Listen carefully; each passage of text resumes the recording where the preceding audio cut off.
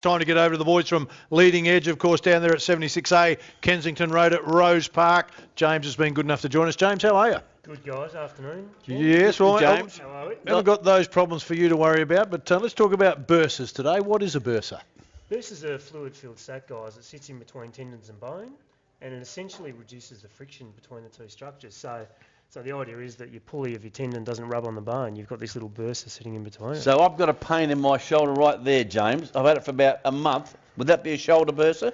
Potentially, Ken. Yeah, we'd have to have a little bit of a closer look than just popping your hand on it, of course, mate. But What causes it?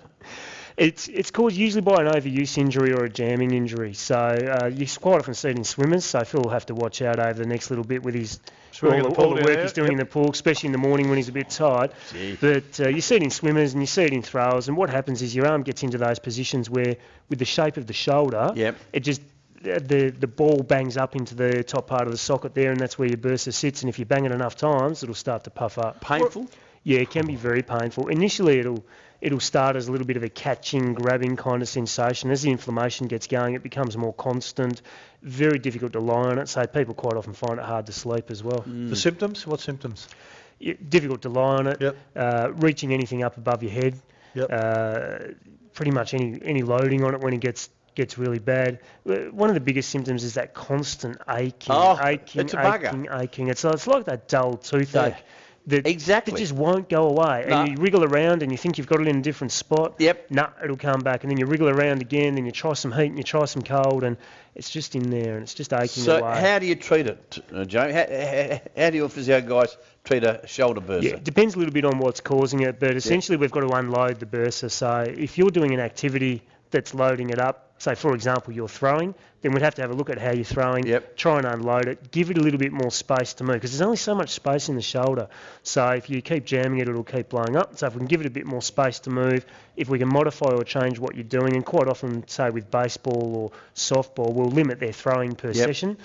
So there's a number of different things you can do. Inject it? Worst case scenario, if it's going nowhere, then you can send it off for an ultrasound scan, and if it shows up that it's quite big and puffy, then they'll sink a cortisone with some anaesthetic into it. That hurt? No. Well, doesn't hurt? No, I've had it. Doesn't hurt. Yeah, it doesn't hurt. Yeah, look. I'll tell you, you won't believe the relief it gives you from having. But I mean, it's an extreme. That's the end product. Is that all the other treatments haven't worked. Of course, with an athlete, you're trying to get back and play. So it's time to go the jab. Yeah, and sometimes you short circuit the system, guys, and you send them off for the jab to start with, and then you do the rehab after that, because the guys just want to keep going and get back as quick as they can.